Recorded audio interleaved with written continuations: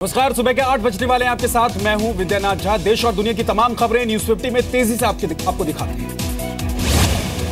बाबरी मस्जिद ढहाने के मामले में आज सुप्रीम कोर्ट में अहम सुनवाई। 13 आरोपियों के खिलाफ केस चले या ना चले, आएगा फैसला।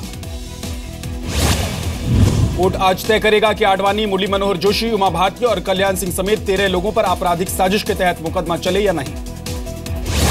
सुप्रीम कोर्ट में यह भी तय होगा कि रायबरेली और लखनऊ में चल रहे दोनों मामलों की सुनवाई एक साथ लखनऊ की अदालत में की जाए या नहीं। भगोड़े विजय माल्या को लंदन में कुछ देर के लिए गिरफ्तारी के बाद मिली जमानत। वेस्टमिंस्टर कोर्ट ने दी जमानत। लंदन की स्कॉटलैंड यार्ड ने भारत की मांग पर माल्या को किया था गिरफ्तार। माल्या पर बैंकों का 9,000 करोड़ रुपए का बकाया। माल्या ने ट्वीट करके अपनी गिरफ्तारी को बताया रूटीन कार्रवाई। सूत्रों के मुताबिक भारत करेगा माल्या के प्रत्यर्पण की मांग। देश को लूटने वालों पर होगी सख्त कार्रवाई। भ्रष्टाचार के मामले पर पीएम मोदी ने ट्विटर पर पूछे गए सवाल का दिया जवाब। यूपी की योगी सरकार ने की तीसरी कैबिनेट बैठक। फसल बीमा योजना और ई टेंडरिंग समेत 8 प्रस्तावों को दी मंजूरी। बैठक से पहले योगी सरकार ने 41 आईएएस अधिकारियों का किया तबादला। लखनऊ विकास प्राधिकरण के उपाध्यक्ष सत्येंद्र सिंह को भी हटाया गया। योगी आदित्यनाथ ने अपने मंत्रियों के लिए बनाई आचार संहिता। आज सभी मंत्रियों को संपत्ति का ब्यौरा देने का आखिरी दिन।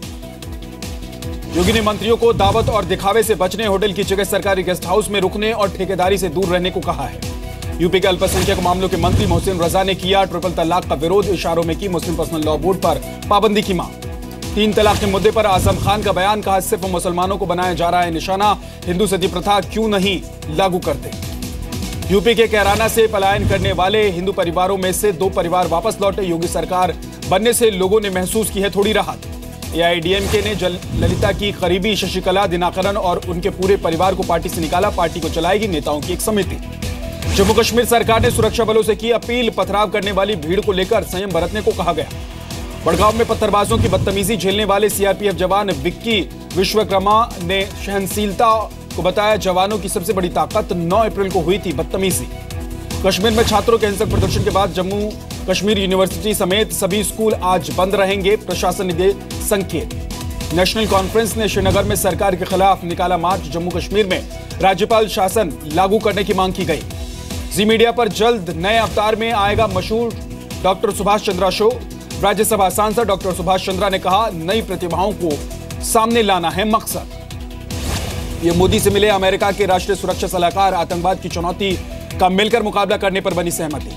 अमेरिका में संयुक्त राष्ट्र आम सभा की मीटिंग से पहले मिल सकते हैं ट्रंप और मोदी। जून के आखिरी हफ्ते तक जुलाई के पहले हफ्ते में मीटिंग संभव। इस साल सामान्य रहेगा मॉनसून। मौसम विभाग के मुताबिक जून से सितंबर तक देश में 96% बारिश हो सकती है। दिल्ली में आम आदमी पार्टी के विधायक अमानतुल्ला खान पर फायरिंग।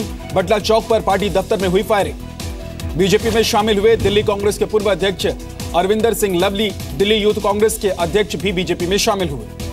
लवली ने आरोप लगाया कि पार्टी में उन्हें किया जा रहा था नजरअंदाज। पिछले 2 साल से कई नेता कांग्रेस में घुटन महसूस कर रहे हैं। बीजेपी नेता विजेंद्र गुप्ता ने केजरीवाल को भेजा नोटिस। होर्डिंग में जानबूझकर खराब तस्वीर लगाकर छवि खराब करने का आरोप लगाया है। एमसीडी चुनाव में वीवीपैट वाले ईवीएम के इस्तेमाल पर दिल्ली हाईकोर्ट में याचिका। कोर्ट ने चुनाव आयोग से 2 दिन में मांगा जवाब।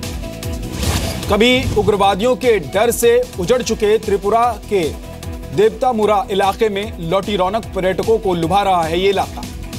बौद्ध गया में बौद्ध वृक्ष में दोबारा आए पत्ते। पतझड़ की वजह से पेड़ से पत्ते झड़ गए थे। कश्मीर के मशहूर ट्यूलिप गार्डन में उमड़ रहे हैं पर्यटक। कश्मीरी चाय कहवा की भी खूब मांग हो रही है यहां पर। यूपी कुशीनगर में रसगुल्ला खाने से सैकड़ों लोग बीमार हो गए। 3 से 8 साल तक के कई बच्चों को अस्पताल ले जाना पड़ा। हैदराबाद में ऑटो वाले ने पेश की दरिया दिली की मिसाल। छात्रा को वीजा की फीस भरने के लिए 3000 रुपए दिए। डिजिटल इंडिया की राह पर चला छत्तीसगढ़ के राजनंद गांव का स्कूल। ब्लैक बोर्ड की जगह लगाई गई स्क्रीन। एमपी के ग्वालियर में पहली बार आयोजित किया गया इंटरनेशनल फैशन शो। 34 देशों की मॉडल्स ने रैंप पर किया वॉक। कोयम्बटूर में सबसे पुराने पेड़ को दूसरी जगह शिफ्ट किया गया। सेंट्रल जेल में कैंपस में शिफ्ट किया गया ये पेड़। रामपुर में राज्य रानी एक्सप्रेस के पलटने की घटना के बाद यूपी में एक बार फिर से अलर्ट जारी किया गया है। फोन पर धमकी मिलने के बाद अलर्ट जारी किया गया। उड़ीसा के कांताबंजी में वन विभाग ने तेंदुए को पकड़ लिया। गौशाला में छिपा बैठा हुआ था तेंदुआ। झारखंड के दुमका में अनियंत्रित होकर पलटी बोलेरो गाड़ी। हादसे में 3 लोगों की मौत, 7 लोग गंभीर रूप से घायल। बिहार के सीएम नीतीश कुमार की पदयात्रा पर सियासत तेज। बीजेपी ने नीतीश पर लगाया गांधी के नाम पर राजनीति करने का आरोप।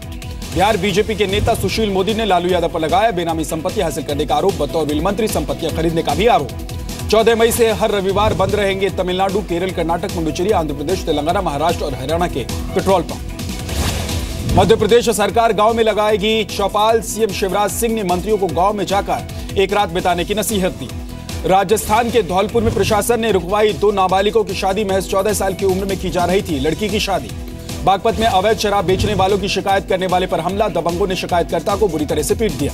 यूपी के मैनपुरी में प्रेम प्रसंग में प्रेमी और प्रेमिका की गोली मारकर हत्या। गांव के बाहर कोठरी से मिले दोनों के शव। मुरादाबाद में हथियारों के बल पर ज्वेलरी की दुकान में लूट। दुकानदार को बंधक बनाकर नकदी और गहने लूटते हुए बदमाश फरार हो गए। इराक में विस्थापितों की संख्या बढ़ने के कारण और राहत कैंप की मांग। संयुक्त राष्ट्र ने मोसुल के संघर्ष को बताया मानवीय आपदा। 6 हफ्ते बाद फिर खुला। नाइजीरिया की राजधानी अबुजा का एयरपोर्ट मरम्मत के लिए बंद किया गया था।